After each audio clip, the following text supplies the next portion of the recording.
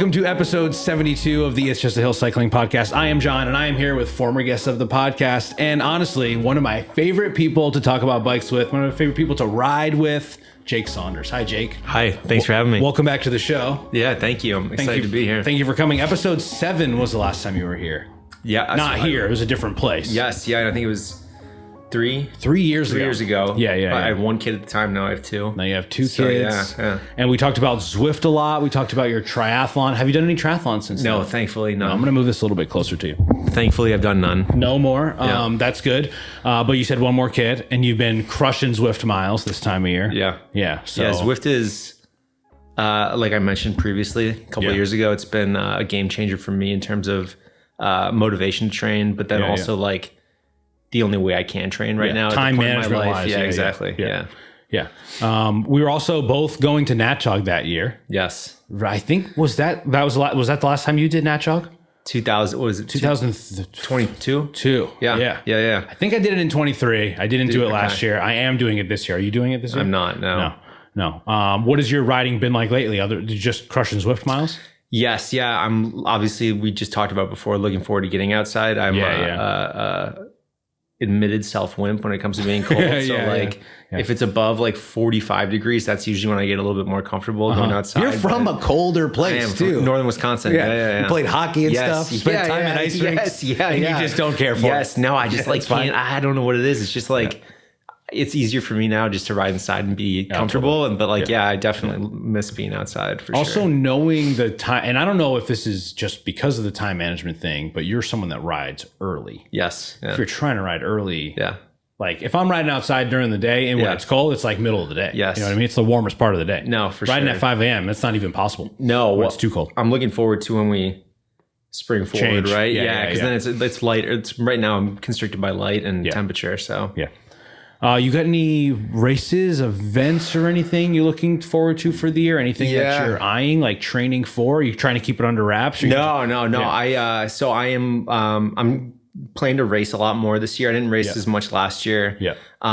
Just with like my two young kids and then just some other stuff that I was dealing with. But yeah, looking forward to like actually racing this year. Yeah. The calendar isn't really fully out yet for this year, but Sure. I'm kind of trying to plan on racing April, May. If there's stuff in June, great. And then more like the fall as well. Yeah. Road stuff? Yeah, road. And then gravel, I think in the fall is probably what I'll end up doing. I'm kind of dismantling some of my bikes right now. And I've got questions about that for you. Yeah. Because you've posted a couple things on like Facebook Marketplace. Like every other day I'm throwing something and which out is, there. I mean, to me is exciting because it's like, oh, well, what is he doing? And I know you were going through a little bit of like a saddle journey. Yes. But more than that, I see like maybe you're posting like a crank set on there. What's going on? Are you moving parts around on bikes? I'm moving. So I'm doing a lot of different things. So saddle journey definitely is one of the things that I think most people have probably gone through or still, going through. But I finally found a saddle that works for me. Yeah. It's leather. Yeah. And with a leather saddle, typically the rails are pretty short. Oh, okay. So right now I've been limited on my bike by the amount of setback I have on the seat post. Yeah. Van Dessel, right? So it's proprietary seat post. Yeah. Can't find one on the black market. I actually inquired about it finding has a setback, like a 30 mil setback? It's 20 mil. 20 mil. So so long story short is I ended up getting a bike fit by a guy in New York City back in January. Yeah. And I'm actually trying, so I'm going back a little bit further, right? Yeah, okay. So I had like a surgery back in September. Yeah. And then it just kind of changed up how I sit on the bike and how I fit on the bike. Got a bike fit by this guy in New York City. Yeah. Made a lot of recommendations, which makes sense with kind of what I'm able to do on the bike now. So I'm getting a custom frame built. Oh. And so I'm going to be moving on from the bike I have and then moving on to that eventually. And with this, it's more or less like getting myself set back further over the bottom bracket, but then also like bringing the front end back with me as well. Yeah. So a little bit more of like a lax. Is it just a custom carbon manufacturer? It's I'm getting it by Ben Sirota. If you know familiar with Sirota Cyclists. Oh yeah. So you're getting a titanium frame. Oh, okay. Yeah. Is Sirota still a company, or is he building for other? It is. It is. So I guess from what I understand is he was like a huge distributor and creator of like bike racing frames in the US. And then something happened with his investors, years ago. And then he started back again in like 2018, 19. Oh. Started up a new company building frames again. And cool. Yeah. So I've been in touch with him. Cool. I'm going up there next week to get fit. I'm looking forward to it. Interesting. I'd be interested to see what that's like. So you're saying it's good, right? You want to stay over the bottom bracket more, but you're also going to bring your front. So there's going to be like what, more of a rake to your head tube sort of thing? I'm getting pushed. I want to be further back over. Yep. So right now, the constraints that I have, so I ride like a 58 is what the Van Dessel is. Yeah. And just with like how my body is, I'm like really long legs, really long arms, short torso. Yeah. Is that like I need to be back further over the bottom bracket. Yeah. And like right now I'm at the max, especially now too with the leather saddle. Yeah. The setback is only a couple inches. So right now I'm like very crunched up, a lot of weight over. So I'm putting a lot of pressure on my hands. Not comfortable. Tighter. Yeah, exactly. Not comfortable. So essentially like more, I don't know if it's more lax seat post. Sure. So it must be, right? To push me back. Yeah. And then like the front end will come with it as well. Yeah. So yeah. Interesting. Yeah. Oh, that's cool. Yeah. So I'm excited. We'll see. It's going to be like 10 to 12 weeks probably until I have the bike built up. But yeah. Do you know what the full build is? I want to transfer most of what I have on my bike component wise over, aside from like seat post, handlebars, stem. Obviously the fork and the frame is what I'm getting, but then like the wheels and I also have like Di2 and stuff like that as well. So fork and frame are both titanium? Yes. And like finishing kit is mostly carbon or also titanium to match? Or? Mostly carbon. Yeah. Okay. Yeah. So wheel set comes over too? Yeah. Wheel set, crank set. And I moved down to 155 millimeter cranks. Yeah, dude, I know. Love it. Yeah. 155. So I was at 170 last year. Yeah. And then in August, I put 165s on just to like kind of, not that 5 millimeters makes a huge difference. And then when I went and saw this guy, makes a huge difference in what way? Because I think it makes a decent difference in you know, if you're thinking about aerodynamics and you're thinking about open hip angles. Yes, so open hip angles. So I also have like I have a torn labrum in my hip as well. Most people that are athletic probably have that. Yeah. I do get symptomatic from it, but like having an open hip angle with that, huge. But then also I put the 155s on like last week. And like I can literally just get like sit down, arms 90 degrees, all day. No I'm problem. drinking that Kool-Aid so hard. I have gone from 172 to 170 to 165. Okay, is that what you're on right now? I'm on 165 now. And I think I would want to go 160. Dude, I would say go try 155s. Yeah, it's like I tried that. I'm like, whoa, this is crazy. You like because you're like cutting off essentially if you keep the saddle height. To what you were doing at like 170s, right? So you like raise the saddle. Yeah. But like your hip angle now is like for you, it'd be like 15 millimeters more open, or I guess 10 millimeters more open. Yeah. But it's just like that weird feeling of like, you don't have to keep going up. There's no pinch. There's no dead spot over the top of the pedal stroke. I've been experimenting with just raising just my saddle just to get it open up a little bit more because I felt like I had a little bit more in my stroke. And even when I do that the past 2 times, it's amazing, dude. Yeah, you know. So to get that plus the shorter crank length, awesome. It feels really nice. And then you can just like very comfortable get down like this, and it's just like fluid. You don't feel like you're hitting your yourself. Knees aren't really close here. Yeah, it's nice, dude. That's nice. Yeah, I think I do like that idea. Jonas just was rocking 150s. I was gonna say that. Yeah, 150s. I know. And so the guy that I saw in New York City, he's a small guy. Yeah, right. He's smaller than us. But I feel like he has long legs though too. You know what I mean? So like, right. It's not just about height, right? Like, and it's just funny because there was a time, 10 years ago, where it was all about torque. Yeah, 175s or higher. Yeah, all about torque. Yeah, and it's like you know, it's a mix of things, and it does seem like it sort of goes in trend with the pros, which sometimes can be a little bit silly, right? Like, but. I don't know. When I look at those like setups, whether it be like the new Colnago or like Jonas on the 150s on the S5s, like I just eat that shit up. So I will say that like in triathlon, shorter cranks has always kind of been a thing because you want to keep the hip angle open. So when you get off the bike and you run, you're good. You know, you're good to go. You know, and you mainly want to use glutes when you're on the bike. So like with a wider or more closed hip angle. Pinching your hip. You mainly want to use glutes when you're on the bike on the triathlon because then it also benefits the run. Yeah, exactly. You're not fatiguing yourself in a way. Yeah. Okay, interesting. And I will say too, I don't know if you've noticed, but with the new, like Tade's new bike, a lot of them have the stems are like angled up. Yes. Which I think is the coolest thing now. Yes. They're angled up, and so it's allowing this almost triathlon. You know what I mean? Your arms aren't here, but you're still, it's not as dramatic as a tuck. Yes. It's not like that turtle tuck, right? Where like you're really rolling your shoulders to get the arrow tuck. It's like your shoulders are there. Rest right down into it. And you sit down into it, and that 90-degree angle is nice and easy too. Yeah. And so are you also trying to dial that in, like stem degree wise, stem length wise, all of that? So this is going to sound like super cringe probably. I think I'm going to like it. Just on my Van Dessel to accommodate the fit that I'm getting used to like transfer over eventually. Yep. I have a positive 17 degree stem on right now. 17. How long? It's 90 millimeters. Yeah. So shorter. Reasonable length. Yeah. Right. But it looks super. I mean, it looks like Fred, you know, like you look like some guy's got a positive. But dude, I'm telling you, like in terms of just like comfort, but then also just being able to like, boom, get down. Like it's awesome. Right. Yeah. Right. Do you find yourself trying to train in that position while you're on the trainer? Oh, I do. Yeah. I usually spend certain amounts of time just in the position. I usually don't do like any type of like hard efforts right now in that. It's but just about sitting and like getting the muscles exactly. right. Yeah, for sure. Yeah, I find myself doing it. I think, you know, when people think about training, which we're going to talk about a lot more in just a bit, but people don't necessarily think about like position training, right? Yeah. And as the aero position is so popular, you need to train. Like if you want to sit in that during a race, you need to train it before. Yes. Like you need to make sure your core is strong enough, your shoulders can deal with it, your elbows can deal with it, you know, because it can be uncomfortable.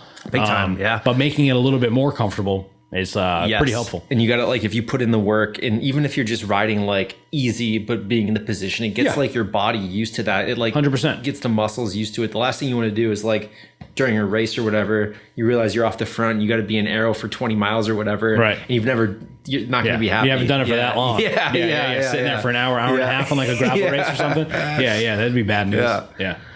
Interesting. So I would love to have you on and talk about that bike I'll show you a picture of it. I took a picture. Cool. I'll show you. Okay, cool. So sort of the reason that we wanted to get together for this chat is because we were talking privately and then you sent a message to the group chat, to our WhatsApp chat. I just want to read that real quick if that's okay with you. So Jake sent this message. I'm reaching out to anyone who's interested in talking about training or setting up their own training for riding, racing, a big rider event, or just getting generally more fit. If you feel overwhelmed in the sea of training methodologies or just want to talk through what you are doing, plan to do, I want to be that person. This is totally no cost or something I have a big interest in and would totally enjoy. You also added that your background. I like that you added not that it should matter. I don't think it should. Because to some people it should. Well, some people it will, unfortunately. But that's okay. You know, you took some biology classes, some kinesiology classes in college before realizing it was just too hard. I like that you said that. Switching majors. But, you know, I also know this about you, that you read, you listen a lot, you watch a lot of like podcasts and hours training physiology, literature, videos, all that sort of stuff, right? And you've been doing endurance sports for like over 10 years, right? We talked about your triathlon background. I like it. Oh, this is better actually. And if for some terrible reason you are considering a triathlon, I'd be your person for that too. Yeah. Feel free to reach out anytime. I hope no one reaches out. That's fine. To each their own. I don't think. Like I did run once in February. Yeah, I saw that. Shit, I was going to try to run twice this month, and the month is over. Oh, you got today after this? Yeah. Let's just fit that right in. Yeah. But I will say it's just like, I don't know. Swimming scares me a little bit more. Yeah. But we could talk about that all the time. But I think that we should talk about this. So I do want to say we're going to start this chat like it's all anecdotal evidence, right? Yep. We are not doctors. We're not like professionals in this at all. Nope. But we do pay attention. We do ride our bikes a lot. Yep. And this is sort of be predominantly catered to folks who like race or have goals in cycling, or just like people who want to like progress their fitness on the bike, whether that be like your overall fitness, your FTP, or anything like that. Right. Yeah. I know there are probably a lot of people that just ride bikes for fun or just ride bikes for commuting, but you know, maybe you're not even listening to this podcast. Wrong podcast. Yeah, exactly. Yeah. Just go listen to like Smartless or something, Jason Bateman bullshit. I don't know. So I would like to start with like the overwhelming part. To me, as someone that, you know, I've been riding bikes more seriously for like 5 years, right? But I was never really a structured training type of person until I'd say the last 12 months to 18 months. And I do personally feel overwhelmed. I was a little bit late to the Zwift train. Sure. I was like late to any sort of like online platforms or anything. So there's like all this AI coaching and everything like that, right? So like, let's start with Zwift. I don't want to say like an early adopter, but like you're someone who've used it for a while. How do you use it? What do you like? What do you dislike about the platform? You know what I mean? Like, can we start there? Yeah, for sure. So early adopt. I think I was one of the beta testers. Oh, really? For Zwift. Oh, that is early adopter. 2013 or 14. Damn, that's cool. Yeah, I mean, I use it because for me, there's a few different aspects. One, there's a social component. Yeah. So I'm like part of a team on Zwift, and we like race and ride together. Yeah. Which is always motivational, right? To be in groups, cool. Right? That's, you got a cycling club, like you know full well what I'm talking about. Yeah. But then also, I like that I have the ability to at least replicate some real world feel in some of it as well. So like if you're going up a hill, you feel gradient. Yep. Of course, like, the bike isn't moving or anything like that, but at least like it keeps you mentally stimulated that when you're going up a hill, you got to push a little bit harder, things like that. Yeah. I wouldn't say that like I actually follow. I've never done any of the training plans or workouts on Zwift. Yeah. Everything's always been kind of like what I want to do. Yeah. But I would say one of the nice things about Zwift is that there's so many like events, races, routes that you can kind of like cater what you're trying to accomplish based off of some of those things. Right. So like if you want to go ride like a hilly route and do like intervals up the hills, you can do that. If you want to do like a race that has some of those things and you know that that's going to be motivating for you, that's there as well. Yeah. If you just want to like noodle in a group, you can do that too. Right. So it's kind of like it touches all of those things to me. I will say separately, I did use TrainerRoad from like 2015 to 2017 ish. Yeah. So still in the early phase for them, I think as well. And again, that was really motivational for me too. But that's just pure structure, like that's not graphics or anything like that. You're like looking at bars on your computer. Right. You might as well be looking at a head unit essentially, right? Yeah, exactly. And it's just giving you, is it subscribing you workouts? Was TrainerRoad? Yeah. Or, not at the time. No, it was like it was a library. Like you could choose what you wanted to do. You just chose what you wanted. Now I think they have the AI built in. They do. They recently did that, right? Yeah. Now, when you are riding on Zwift, are you uploading workouts or you're just doing something just doing what I want? What you want. Yeah. But you're going into it knowing what type of workout you want to do. Yep, for sure. Yeah. But you're just hitting targets and you're doing intervals or whatever it is. Yeah, definitely. Yeah. And I would say too, part of the social component with that, like I mentioned, is that like there's certain events that you can do that like fit in with the type of training that I want to do as well, for sure. Which makes it more motivational and like easier for you just to jump in something that fits that.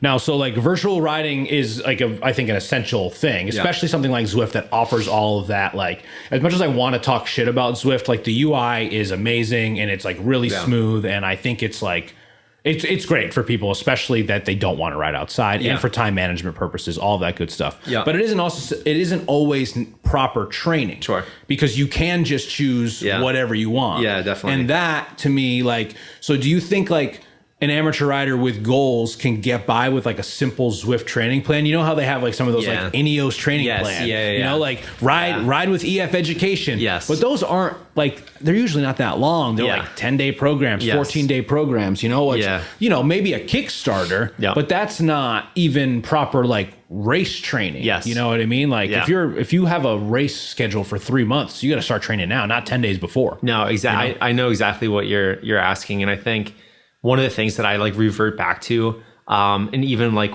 when I'm thinking about like if I talk to people about this stuff, first thing I want to know is like what's fun for you. Like is following like a structured plan, is that fun? Will that or is it going to be like, oh, I got to get on the bike and do this? Because if that's you don't want to make something that's supposed to be fun like a chore. Right. So like if following like a structured plan like that for 10 days is fun, then I would say go for it. Yeah. But like in terms of like if you want to get faster, or if your goal is to like increase your power or be able to hold a certain power longer, something like that, specificity is where it really comes down to it. And I think that like those plans are built for like a curve of like people who are time crunched, probably don't have a ton of experience with structured training, where like any type of structure is you're probably going to see gains, you know, especially like noob gains or something like that.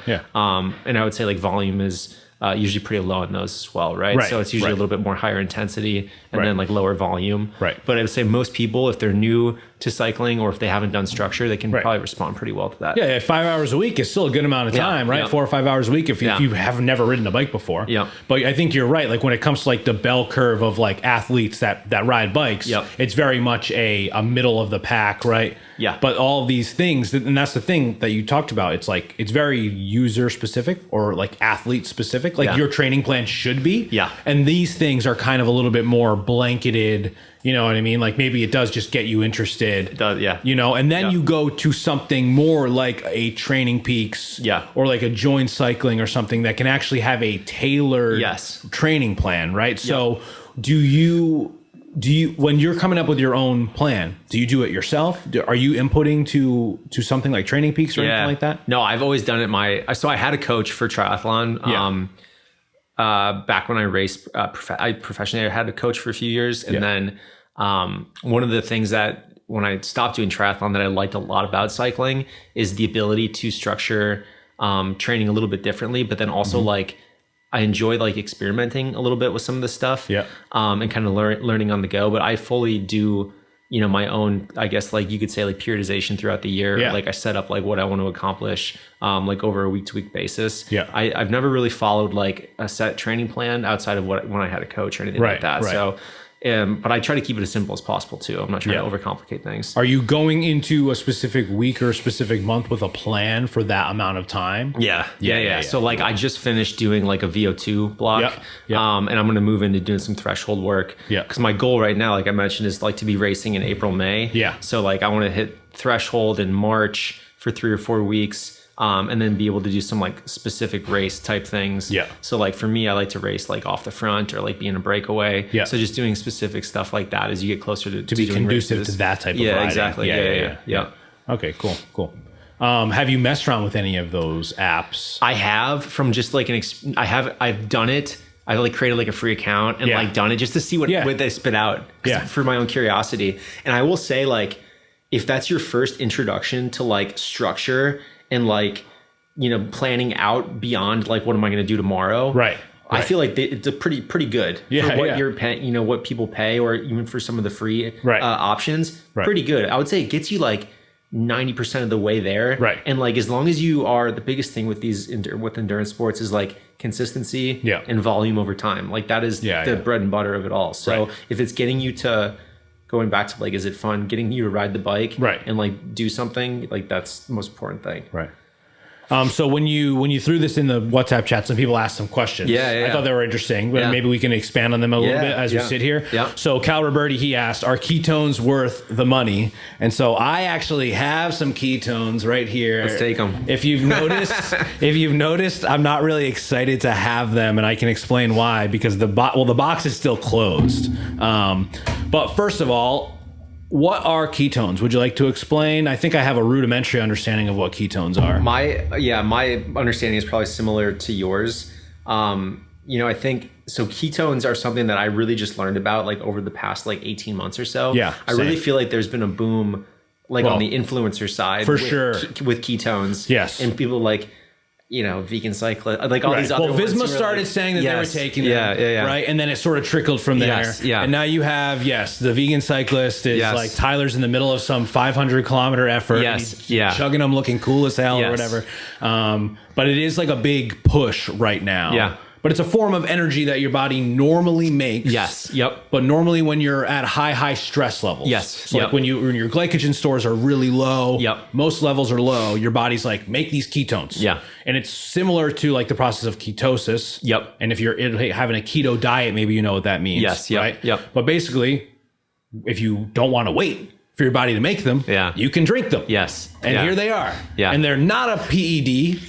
But there's a lot of like studies going on about them, and then there's a lot of conversation about whether or not they should be banned or like. And the specific question that asked here is, are ketones worth the money? So I thought it would be important to say that this is a box of 6, and you can get this for $30. So these are $5 each. That's insane. And they're the size of like a 5-hour energy. You know what I mean? $5 each. Now they also say that they're tastiest chilled. Refrigerate after opening. It says take 1 to 3 bottles daily. So they want you to be spending $5 to $15 daily on these. 10 grams pure ketones. Ketones are a high performance energy, a healthier, more elite form of energy. So let's put the science aside for a second. Marketing wise, oh my gosh, look at this. It's a nice package, right? The colors are nice, the gradients are cool, it's easy to read. Ketone IQ, IQ makes me feel smart. You know, all the bullshit is there, right?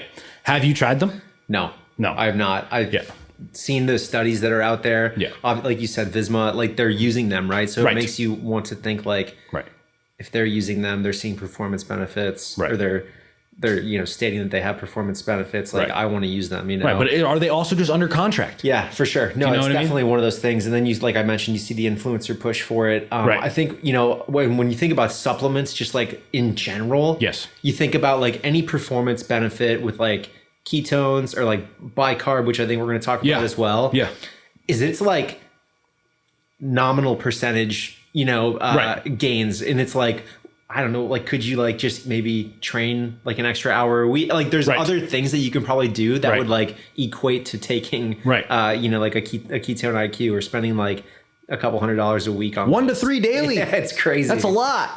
And that doesn't say like before a race effort. It just says tastiest chilled. And so I've had 2. Okay. What's it?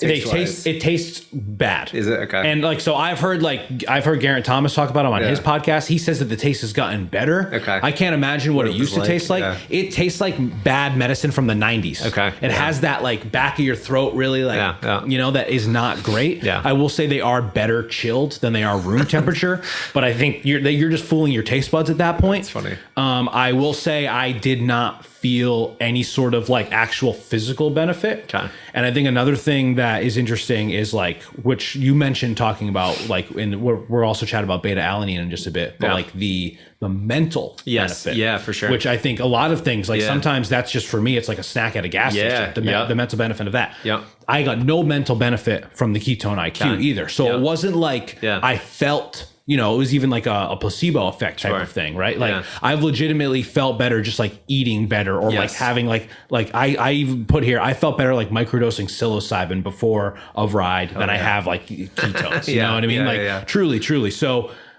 of course it's anecdotal. Yeah. And if there are studies that say it, but are they worth the money at $5 a pop? I don't know. I can't. Yeah, it's hard for me to like. It would be really hard for me to, even if you had like an unlimited budget or whatever. It'd be hard for me to justify recommending that to somebody. Well, like you said, you could get the same. Let's say it gains you. What does it gain you? I don't know. Are we just talking watts? Does it gain you like a fraction of a watt? Like you said, 1 hour of training. I think when you a shorter crank. Yeah. Well, when I think about like ketone IQ or like bicarb or even like beta-alanine, I think it's like more like what are these supplements meant to do? It's like meant to, extend your time to exhaustion, or like, give you like a very marginal increase over like a short 3 to 10 minute effort, something like that, where it's like, is it worth it? Or like, could you, if you're spending $500 a month on ketones, could you save up and buy like a really, really nice wheel set instead? Like, that you would use every single day. And like, I don't know, there's things like that there. But then again, it really does go, is this going to get you out the door and like go ride the bike and like have a good time? Like if that's what it takes, that's what it takes. Yeah, no, for me, it would be that new wheel set that would get me out the door. You know what I mean? But you're right. It does like, and to me, that was why I mentioned the mental things, because like I drank it and I was like, oh, this doesn't taste good. And I'm not like, I didn't feel like, oh, I could push for 5 hours instead of 4 or anything like that, you know? So I don't know. At $5 a pop, I think if you want to give them a shot, maybe you can get a deal on them. I don't think I paid $30 for this box. I think I got them like as a feed deal, a little bit of an off price. And maybe I will have one before a race or something, but I'm not going to rely on it. Yeah. And another question for you. Do you think if you were to plan to have one of these like before a race, should you be training with them? I would definitely try. Yeah. What's the number one rule? Never try anything new on race day. Right. So like I would give it a go at least once or twice before. Especially so that it doesn't like react with your bowels in the improper way. Right. Yeah. I feel that same way about like eating. I've been trying to be like eating the things on the bike that I'm going to be eating during a race. Yeah, exactly. You know what I mean? I recently just got a goo pouch. I might start making my own gel or something. Yeah, cool. To just like figure out sort of like a sugar mix to keep so the bottles can just be water, you know? Yep. But it's stuff like that is I'm looking towards because it's cheaper. Yeah. You know what I mean? Yeah. Same thing with like I've been eating Nerds gummy clusters because it's like the same as a gel, 100 grams, 100 calories, 24 grams of carbs. Yep. Same. Yep. Way cheaper. Yeah. It's just that cycling's expensive. It is. It's really expensive. Yeah, it's crazy. I know the Halloween candy is like a go-to for me as well. Like we had like a couple extra bags. I did candy corn all October. Yeah, absolutely. Yeah. Just like it works, and let's be honest, we're not Jonas. We're not Pog. No. You know what I mean? And like it's not, personally, it's not worth it to, overthink like what you're eating on the bike. It's find something that works for you that you enjoy. And I like to keep it light because I like to keep it like a hobby. You know what I mean? Like it doesn't need to be a chore, right? I don't want it to become a chore. I don't want it to feel like a job. I want it to feel like a hobby, something that I continue to be passionate about, you know? And like, as soon as you start overthinking things, you know what I mean? Like, there's a lot to digest here. I think we could probably have like 5 recurring episodes just to talk about this type of stuff, you know? But let's get into the next one. So Cooney also asked, we mentioned this a little bit earlier, but would be interested to hear about sodium bicarb, AKA Alka-Seltzer. So I've heard about this. Yeah. I've never fucked with it myself. Wild. Yeah, me neither. But microdose of it, right? It's like really small and you put it in your bottles or something? Well, it's supposed to. So there's several different ways that you can do it. What I've seen recommended is that you're supposed to get like, I feel like I could be misquoting, but like almost like a third of a gram per kilogram of body weight. Yeah. Which is actually like, that's kind of a lot. It is a lot. Yeah. You're supposed to like take it like with carbohydrates, 60 minutes, 45 minutes before an effort. Okay. But like what can happen between then and the effort could be like disaster in terms of like your GI and like your bowels and everything. I've read like a lot of anecdotal stuff on like Reddit of like I've read those terrible experiences. Yes. Where people are like, oh yeah, I had a friend PR at TT, but then he was like in the bathroom for the next 45 minutes after. You know? So it's like, you know, is that worth it? Yeah. No. But there's been, I think what you're saying then is people have been like, okay, can you microdose this? You know, further out leading up to your event, like a couple hours before, have it with like oatmeal, a couple hours before, a little bit more with like a granola bar, etc. To like, spread it out. Yeah, to let your body and like build get it used up to it. Yeah. But it's similar to, you know, it's supposed to essentially buffer lactate and essentially, you know, be able to extend time to exhaustion. But I think there's actually been studies that show that like taking it with ketones is like the best way to do it. Oh, interesting. And they versus complement like each other, or yes, versus like 2 standalone things that if you stack them together, it actually does show benefits. But like, is the risk, you know, is it worth the reward? You know, essentially, bunch of hardos, sitting at a crit, chugging ketones and eating bicarb, and then shitting their brains out afterwards. Oh, big deal! You want a preem? You got a $5 preem. People are gonna ask you what you did at work on Monday. Oh, cool. Yeah. I got a 6-pack of Narragansett, but I spent 45 minutes in the porta potty. I just ruined my new Rafa bibs. Yeah, exactly. Yeah. The bathrooms at Ninigrid are great, but I didn't have fun with any of my friends. Yeah, it is wild. So Cooney also asked beta-alanine and creatine too. I don't know anything about beta-alanine. Yeah, beta-alanine is it's a branch chain amino acid, so it's kind of similar.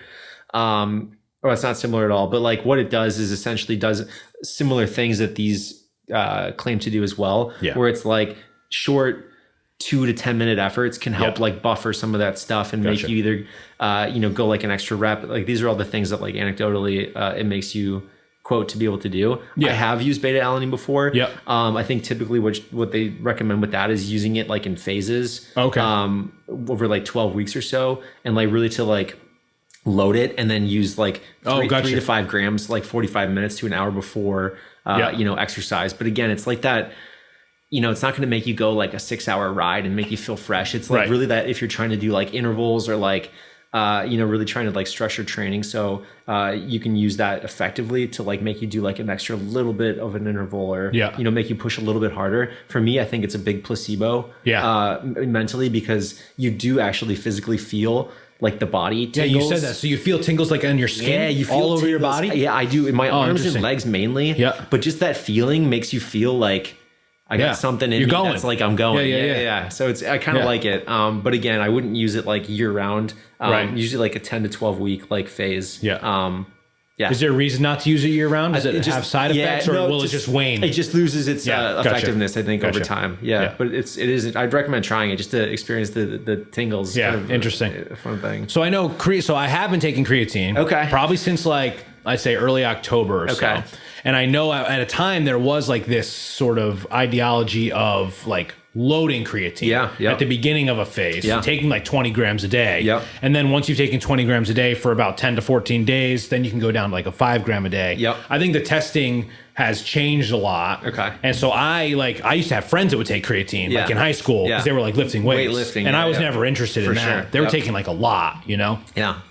But then I started to read about creatine is like the most tested supplement like on planet Earth, right? Like nothing is tested more. And there are a lot of benefits for maybe just taking 5 grams a day, which I have been doing pretty consistently. Yeah. And I think like not only is it supposed to, help you recover better or like hold on to water more so you can build muscle, but also like the brain benefits that I've seen in studies that just like I've read some, like I would say even anecdotal things, but like from athletes, people that I know personally, and articles that I've seen published where they're like, I would take it if it wasn't for the athletic benefits because I think it's like overall beneficial. So it's just become a part of my supplement routine. Okay. Yeah. What have you noticed? Have you noticed any? I'm way smarter. And I ride a lot harder.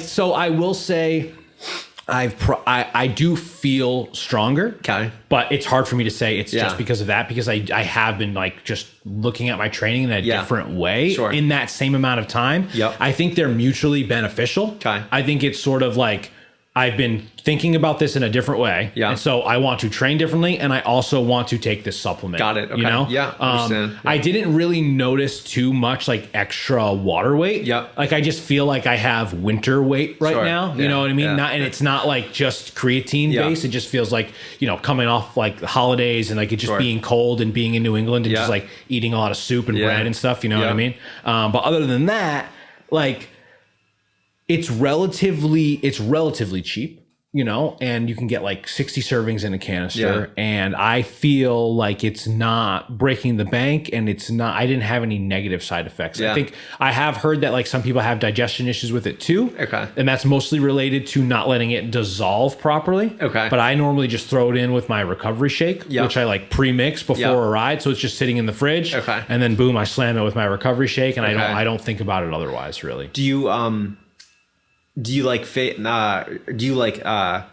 do it in phases, or is this something you take every single day for? So no, I did it for 3 months, and I took 2 weeks off, and I've been going ever since then. Okay. I think the previous ideology of the 20 grams to 5 grams, people were doing it in phases. Got it. But now that they think that they sort of get the same benefits by taking 5 grams a day, people aren't doing it in phases as much anymore. Got it. And it's just a daily supplementation. Because like it also supports like brain function. Sure. So I think like it's more than just like trying to put on muscle. I mean, I'm not trying to build muscle in my arms, my upper body. You know what I mean? I'm trying to stay at an endurance athlete body. As opposed to like putting on a lot of weight. I'm interested to hear.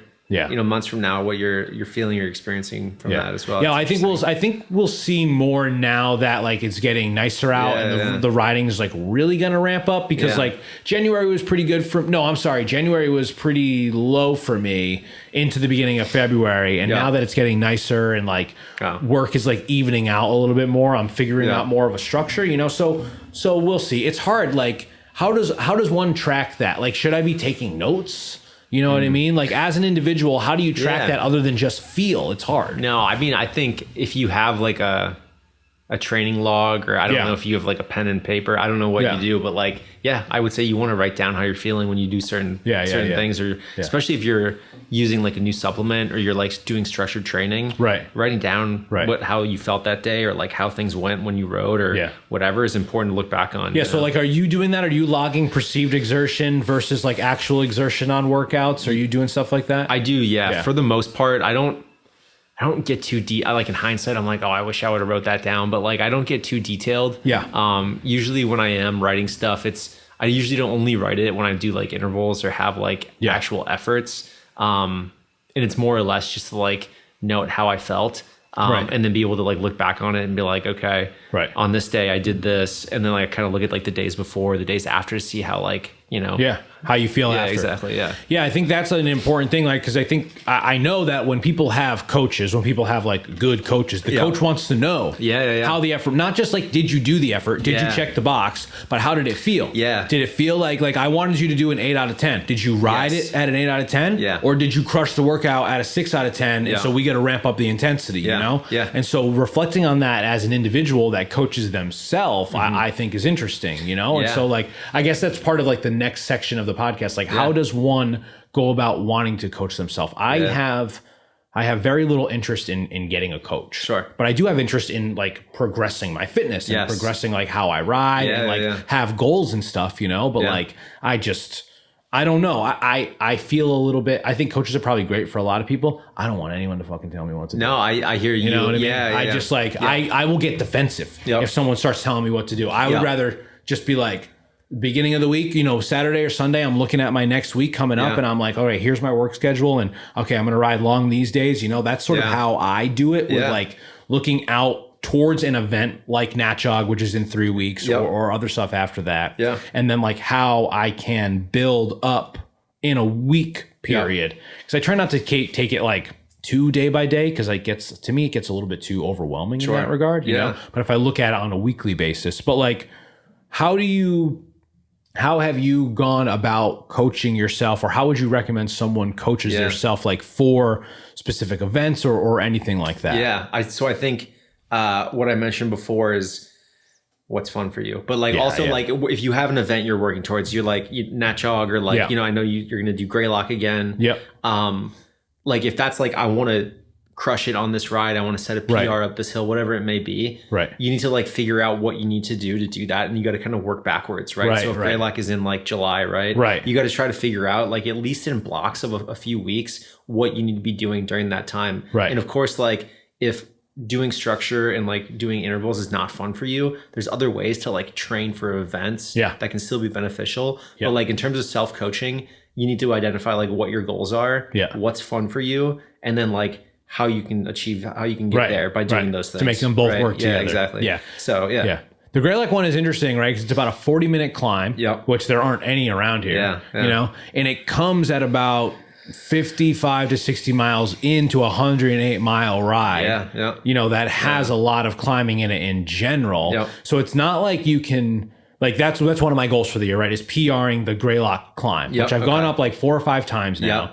And I've done it, you know, I've done pretty good efforts on it. And I think last year was not my fastest time up it. Okay. I don't know if it like, there was probably a perfect weather fitness type of thing, you know what I mean? On the day that I got the PR on it, it's not like I've been all over the place. They've probably been pretty close to each other, but thinking about that, right? It needs to be a 40-minute effort. It's not a VO2 max effort, you know what I mean? But it's like, it's pretty, it grinds, you know, like, so what would you do? Would you do hill repeats? Would you like focus on more higher intensity because you can't get the time? You know? This is a great question, I think. So when you think about an effort that's like 40 minutes, right? That's threshold, you know? And then, but I think one of the important things that you mentioned is this comes, what do you say, 60 miles in? Yeah, about 52 to 60 miles. So you're like the ride 2.5, 3 hours into a ride, and then you got to ride 40 minutes at threshold. Yes. So what that tells me is, one, your threshold has to be as high as you can get it. Right. But one of the most important things is like you need to be able to push your threshold out as far and as long as you can. Right. And threshold is like one of those things that is not just like, I think there's a misconception that it's like 20-minute power times 95%, you know? Oh, there's so many misconceptions. And it's confusing, right? But like, I think like the actual is like when LT1 crosses into LT2, right? When you're talking about lactate, like that's like the technical definition. Right. And there's ways to kind of identify that without like doing lactate testing or anything like that. Yeah. But for you specifically, if this is your goal, your number one thing, pushing out your time to exhaustion at threshold, and then like volume, because that's a huge ride. But then you also know full well that you're going to be going 2.5, 3 hours into a ride, and then you're gonna have to do a huge effort. Right. And then with that too is like, you mentioned it, like eating, figuring out what works for you, being fully fueled going into that, like all these things. I mean, we can talk more after about how you would structure that, but like you definitely want to start with something where you're like reverse periodizing a little bit, you know? So you do like higher intensity VO2, you want to like raise the roof essentially, hit threshold, try to, you know, push threshold out in terms of like length of time, how long you can do it. Exactly. And then get race specific, right? So that's kind of how I would do it. You know, for other people, it might be different if their goal is like a 3-minute climb, you know, it could be like reverse of that almost. Sure. Yeah, well, because like I will say that like Nat Jog being, you know, it's not a full race, right? It's a segment race. Yeah. So I've been doing a lot of intervals lately around the same time, hoping that I can just like push for that amount of time as hard as I can. Yeah. Because they're not long efforts, you know? They're like 10-ish minutes, right? 10-ish minutes. Yeah. So, I mean, not short, you know, but, and it's relatively hilly out there and it's gravel. So there's a little bit of that. And so I think, you know, some of it can be said like, you know, you got to be training on the right bike that you're going to be riding, which I have not been doing, which is, you know, I'm not proud of by any means. But then after that, I have Mixtape, which is on April 6th, which is the same type of thing, type of effort, you know, just like local events that I think are like fun to support. Those I think are not that I think I'm going to come any close to winning. Fucking Ian Boswell's doing Nat Chog. So, you know what I mean? That's not what it's about for me. Him. Yeah, fucking drop his ass. I've been fucking taking creatine, Ian Boswell. Look out. Bring these shows. Yeah. I'll take all 6 of them. Yeah, exactly.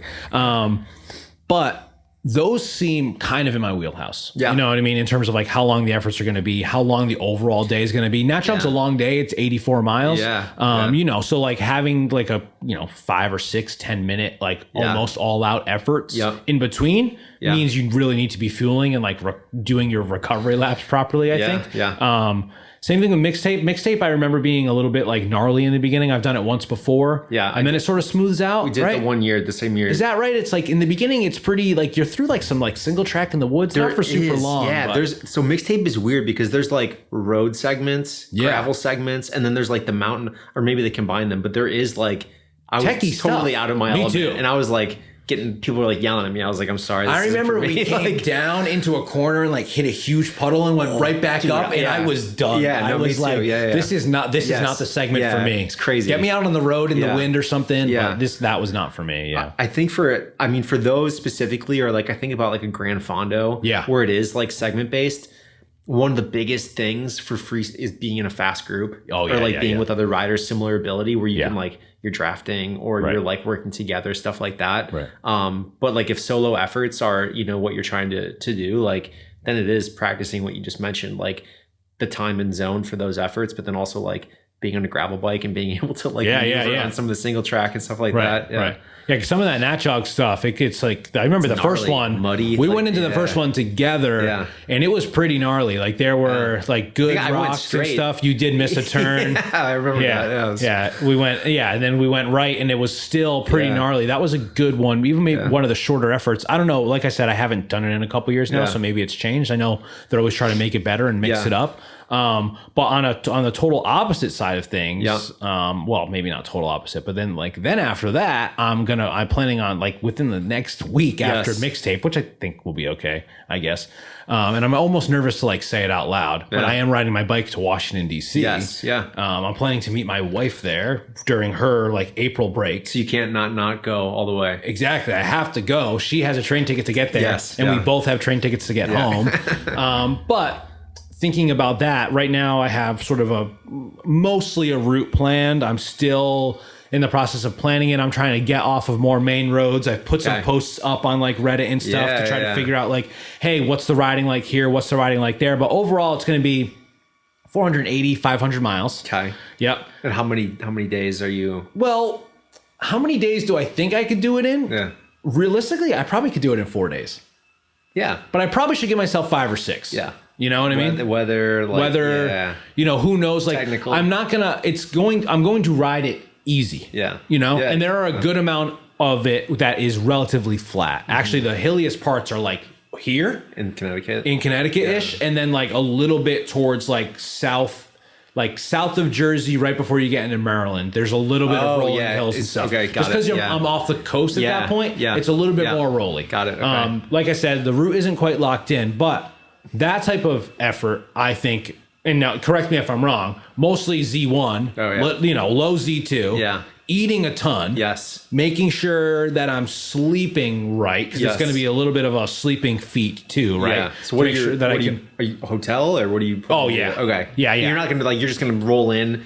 It's 6 p.m. and you're like, I got to find a hotel, like that type of thing. No, I think I'm going to have it a little bit more planned than that. Okay. One of the new sponsors for the club is going to like help me pay for some of the hotels. So I'm hoping to line those up. Yeah. Okay. So I think I'll be like, okay, day 1, 110 miles. I need to go to this. Day 2, 80 miles. Day 3, 120 miles. Yeah. You know what I mean? Yeah. Like, I don't think I'm going to be hitting like 100 plus miles every day. Yeah. But I think if I try to hit the first day pretty big. Yeah. Not like not like over 200K. Yeah. Right. Yeah. But like 110, 120 miles, leave early. Yeah. That's the thing too. The beauty of, and let's be honest, I'm calling it bike packing, but it's like credit card camping. Yeah, you know what I mean? yeah. Because I do want to be able to shower and stuff and like have a bed to sleep in. I'm not opposed to camping on the side of the road. Yeah. But right now it's looking like I'm going to be doing most of it alone. Yeah. And I think just for peace of mind for myself and for my loved ones, it's going to be just like better to like get like a place to stay. Peace of mind. You know what I mean? Yeah.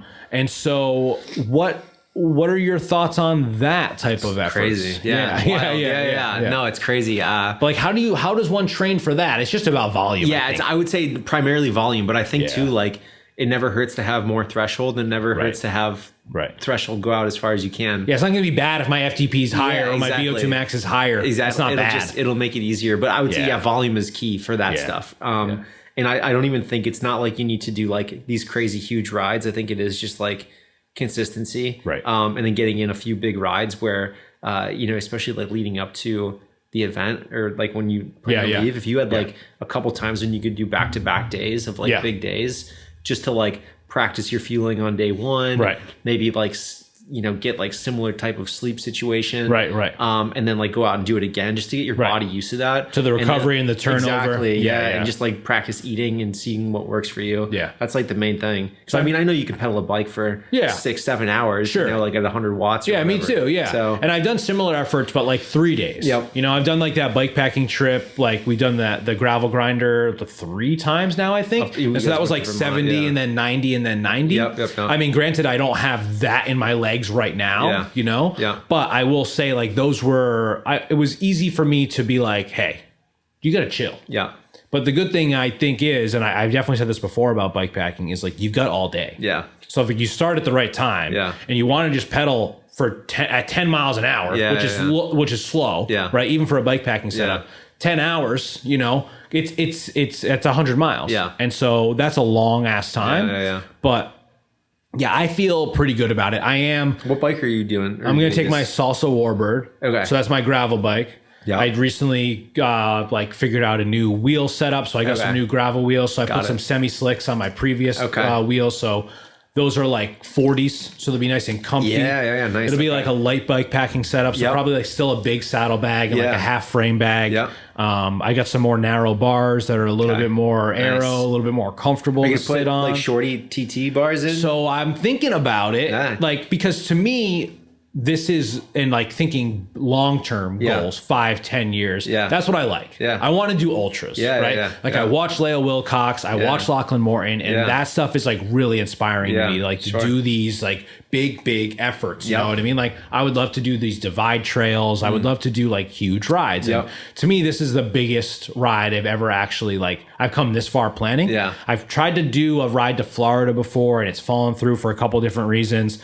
A couple years ago, I was going to do it with my dad, and then he got into an accident, so it just like wasn't going to happen, you know. And so this is my sort of like first foray into, a relatively. I mean, it is self-supported for the most part. Like I think staying in a mode, it's not like I'm going after a PR or an effort or anything, but it is a little bit intimidating, and I got to figure out how to navigate around like New York and stuff like that. I feel like I just saw your map, but are you going to go through? You're not going to go through New York City. So I had 2 route options. The first route option I had me going over the George Washington Bridge, just so north of the city.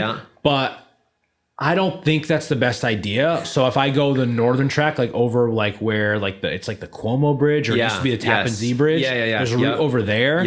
You can also, and this is something that I learned from someone who was like nice enough to like send me some routes on Reddit. You can like ride over. I mean, it's not quite Manhattan. It's still like down towards Queens and Staten Island, and then take a ferry across. That seems like a lot of work. I don't know, like logistics. I don't know if I want to get into that logistics wise. I think I just want to focus on riding the bike. So to me, right now, I'm probably going to do that northern route. It did add like 20 miles to my route. But what's 20 miles? You don't want to go like through what's the park there? Can't think of it. Central Park. Central Park, yeah. No, I don't really want to go through Central Park. Just for fun. No, I don't think so. I don't think that'll be that fun. It seems, and so like if you do go over the George Washington Bridge, you miss all of Manhattan because that's the top of the island. Yeah. But then you end up going like down to Jersey City and stuff. Okay. So if you don't do that, then you just end up going further west, like into the more like hilly parts. Yeah. But it's just as easy to get there if you go the Tappan Zee way. So I'm still weighing options and still figuring out. It's the beginning of March now. I've got like a month and a half. So I really got to start to buckle down, I think, and like ride that bike some more. And like you said, do like big back-to-back efforts. I would try that, seriously. Like try just 2 days, like back-to-back, like 5 hour, 6 hour rides. Yeah. And just like do what you're going to do on day one. And then like on day two, you're going to wake up and be like, okay, I feel okay. You're going to be like, wow, I feel terrible. Right. So like you either need to like adjust the intensity. Right. Eat more. Like you got to figure it out essentially. And that's what you're practicing. So it's like specificity, right? Yeah. I think the intensity thing and the eating thing are going to be the biggest. Yeah. You know, making sure that I have enough food with me and I'm stopping enough. That's going to be another thing, figuring out like where to stop, you know, or just making sure we go through towns. Yes. I say we, because a couple people have shown some interest. Okay. But I think for the most part, it's going to be me by myself. To be perfectly honest. So what are your biggest, I don't know, fears, but like, what's your biggest fear with this? You know, like, what are you like? Oh man, I'm nervous. Probably like I would say I'm more nervous about I don't even know if I'm nervous about the bike. Okay. To be honest, I don't know if I'm that nervous. Okay. I think it's the route more than anything. Okay. The route, the unknown of the route. For sure. I think I can push. Yeah. I think I'll be hurting. Yeah. But I'm not really worried about hurting. Yes. Because I kind of like that. That's like motivating. Yeah. I feel really motivated to get it done. And I also know that once I get to DC, Jocelyn will be there. Yeah. And I will be able to just like, we're planning 4 days of just like going to museums and stuff. Yeah. So like, it's almost going to be like a forced recovery. You're going to need it for sure. You know what I mean? Yeah. That I'm going to need. And so I'm looking forward to how I feel after, how I feel during. Yeah. I've talked to some people like Christian Montoya. He's a local guy that did a similar route. He did ride all the way down to Florida, but I sort of took his route. Yeah. Okay. It started from there. Nice. And he was like, oh, this part of like going through Philly might be a little sketch and like this, like, so I think I just want to like time it properly, you know, make sure that I like feel safe. You know, I'll probably carry some bear mace with me just like I do when I'm in Vermont. Yeah. But I don't know, like, I think if I just eat right and ride right, don't ride too hard, just like take it easy. It would be nice to have people to do it. Yeah. But I don't know, like the more I think about it, it depends on the group of people. Yeah. You know, like sometimes it like you can have like going on a wild group ride like isn't relaxing. You know, and I need to be able to like wind down after trying to hold somebody's wheel. Yeah, exactly. Yeah.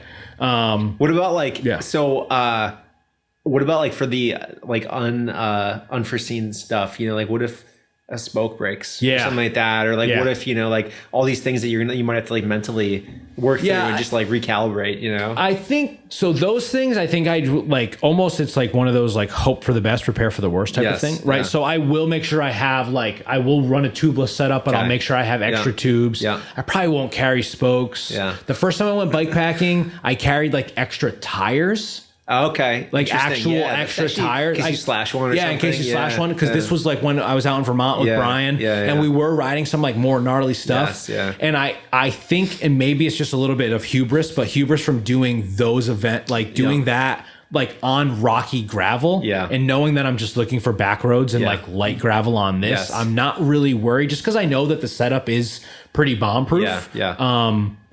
I will make sure that I know like local bike shops in the area. You might want to just like. I think that's part of like the route, right? Not only where I'm going to stop to get food and stop to sleep, but like what bike shops are around. You know, so that to me seems doable. You know, and like worst comes to worst, the bike blows up and I gotta get a train ticket to DC.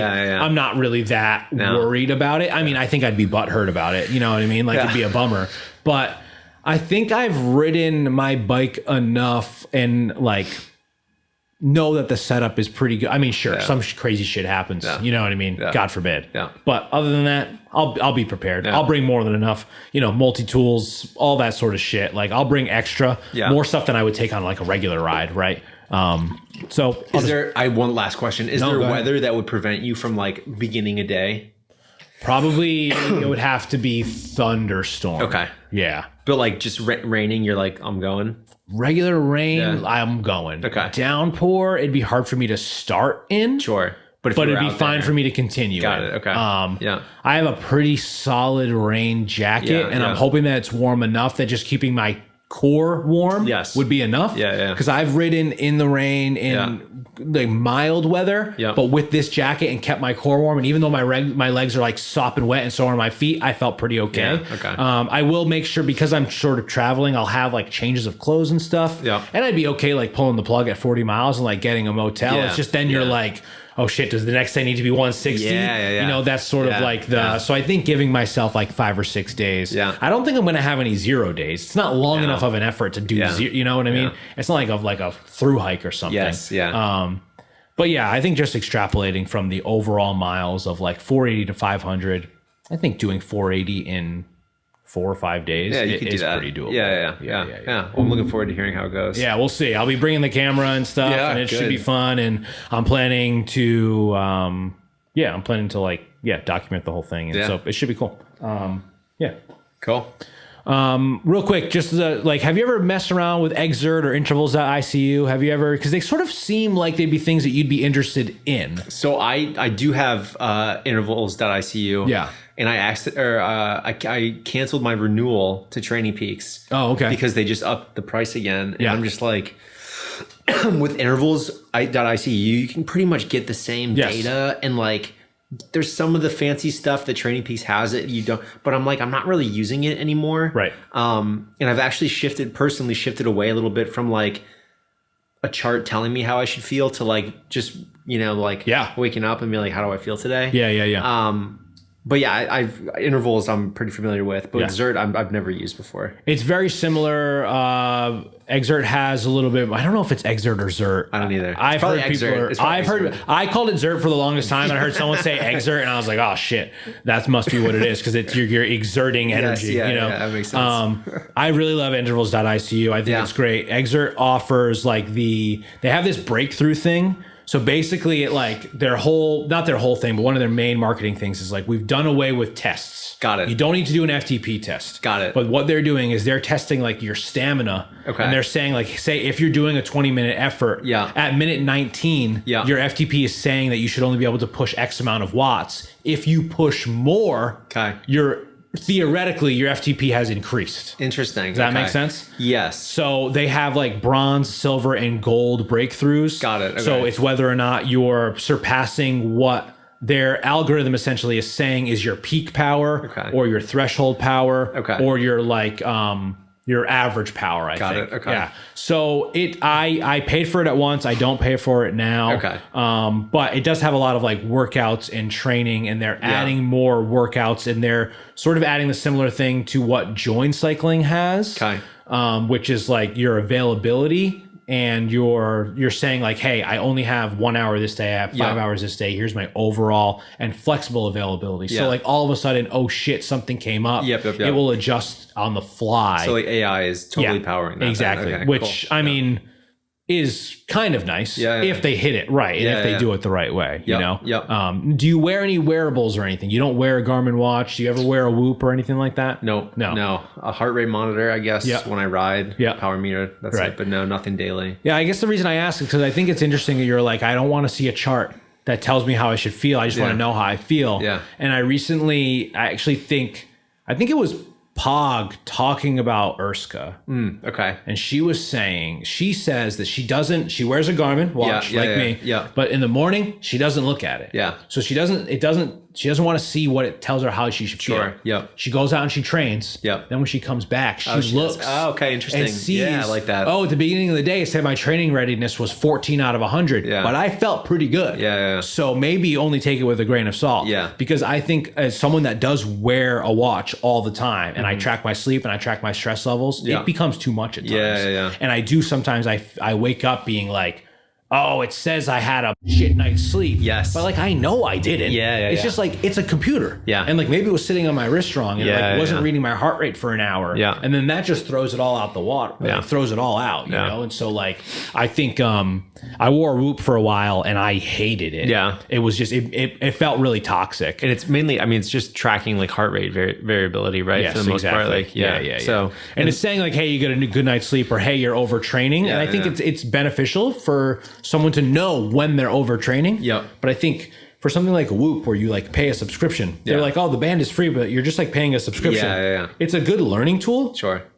But there's only so much you can learn. Once you've learned it, hopefully you can grow from it and not just like have to listen to an app every single day that says you should be feeling this way. You know? Definitely. So like, to me, the Garmin watch is more of like just a watch that just has all these other metrics. But like, I like it because it's cool because it also tells me the weather. It also tells me the wind direction. You know what I mean? Like, it's more than just like, hey, your VO2 max went up, or like, hey, you slept like shit. Don't do anything today. You know, because like, who wants to hear that? You know, I don't want to. That's. Really. I will say that like sometimes on my Garmin head unit, it'll be like, it'll tell me like a score of something. Like I'll do an interval or something. And it'll be like I don't even know what they call it, but it's like it's -4 or something. I'm like, what? I'm like, I feel good today, you know? Like, it does that in the beginning of my ride too. And I'm like, that's annoying. Like, I don't think I've ever talked about this, but it says like it's not freshness or something. Or maybe is it fresh? But it's something like that. And it says basically it's saying like, here's where you should be. And you're like plus or minus 10 based on where you should feel. And so it'll be like, it must have something to do with like how much power you're putting out versus your heart rate. I think so. Yeah. Like 10 minutes into a ride, it's like, well, your heart rate's pretty high right now. Your power numbers are shit. So you're -4 or vice versa. But I have two. It's been like, performance -2, and I'm like, I feel good. Shut up. I know. So I think telling it to shut up sometimes is okay. Gotta listen to your body. Number one. Exactly.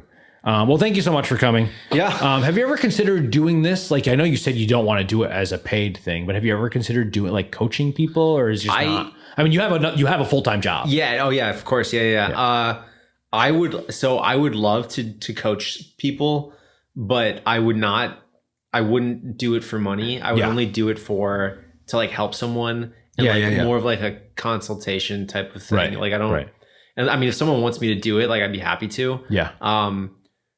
You know, the setting the expectations thing is probably the hardest thing that I would have with people. You know, and like, I feel like most people are probably grounded and realistic, but if someone's like, I want to have a 500 watt FTP. You gotta like tell them that like, that's not realistic. But like, there's probably ways to frame. But I mean, I would love to get into coaching someday. You know, I think I have a lot of knowledge just over a decade of doing this kind of stuff. And and I think one of the things that you mentioned is like your background doesn't matter. Like it truly doesn't. Like the coach I had for triathlon was, you know, he wasn't like a world champion or anything like that, but he was like a really, really great coach. Because it's a mix of like understanding what the athlete has for goals, how to get to those goals, how to be motivational, right? But also how to sustain it. Because I mean, when we're talking about endurance sports, this isn't like a get rich quick thing. You know what I mean? It is like a build phase, right? And so, you know, even in like my 5th year of like taking cycling more seriously, you come in with 5 years of base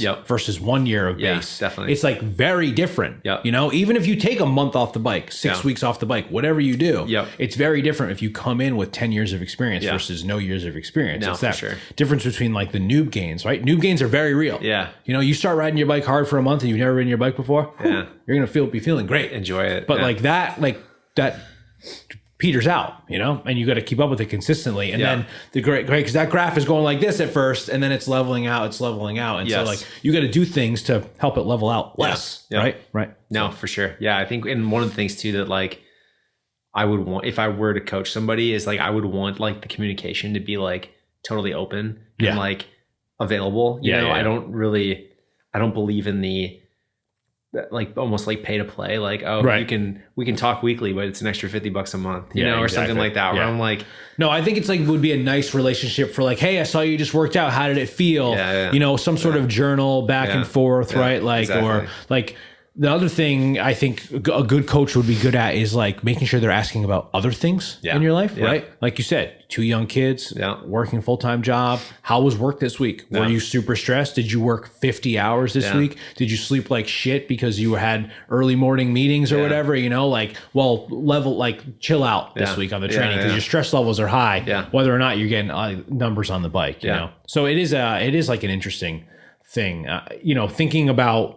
Sometimes I see people who get coached and I like sort of roll my eyes at it. You know what I mean? And that's what makes me think like, is this a valuable tool for people? Yeah. Like some people are grifters, some people are great coaches. You know what I mean? And it's like, it's all over the board. And so I mean, I 100% agree. And you know, one of the things I think about when I was doing triathlon is like, even when I was a pro, like I wasn't making money from it, you know? But there were professional triathletes who were at the same tier of me, which I would consider back of the pack, you know, professional.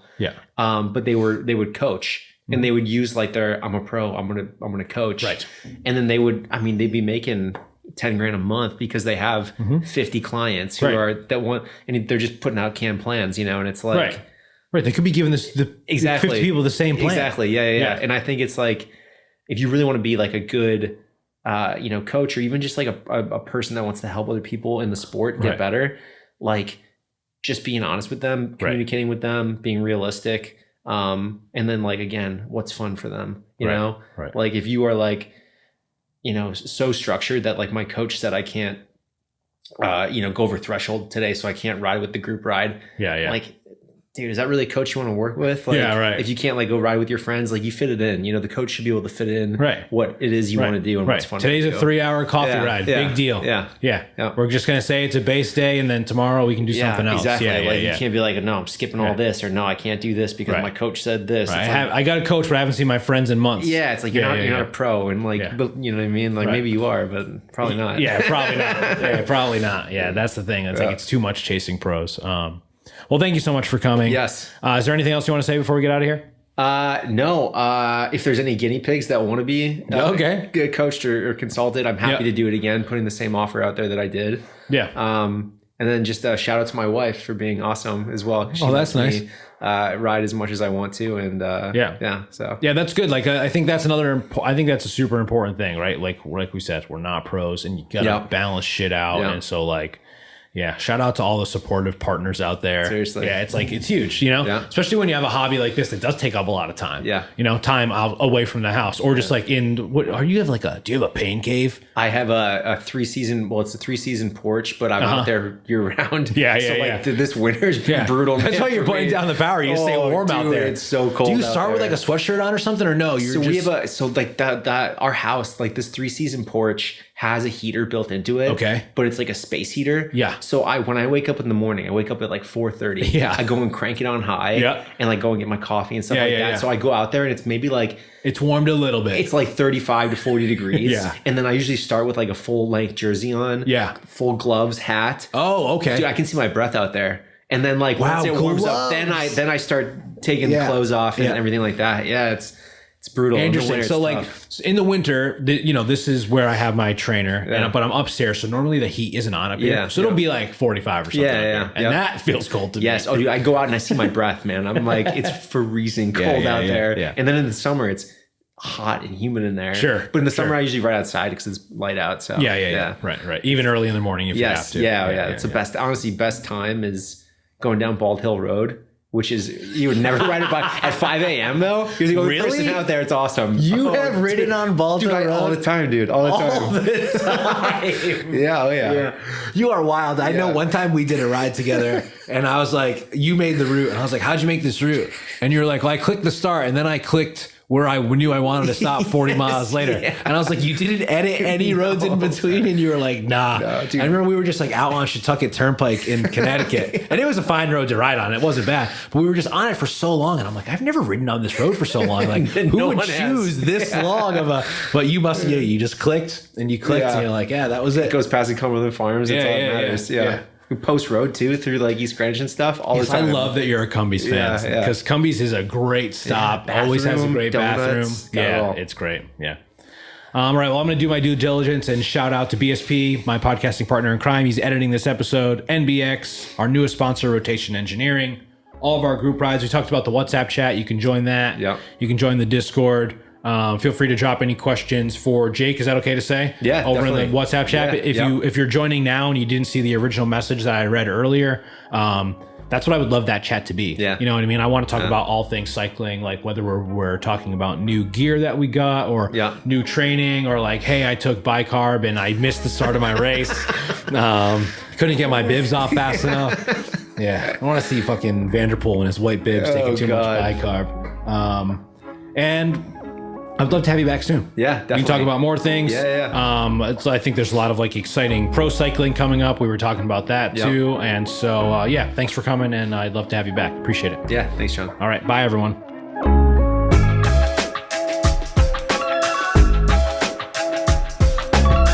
We are It's Just a Hill, a cycling club that promotes inclusion, judgment-free, with no gatekeepers. Focused on creating content from behind the handlebars to in the studio, It's Just a Hill is producing videos and podcasts to spread the message that cycling is for everyone. We are focused on reminding everyone that riding your bike can help you overcome any obstacle, because after all, it's just a hill.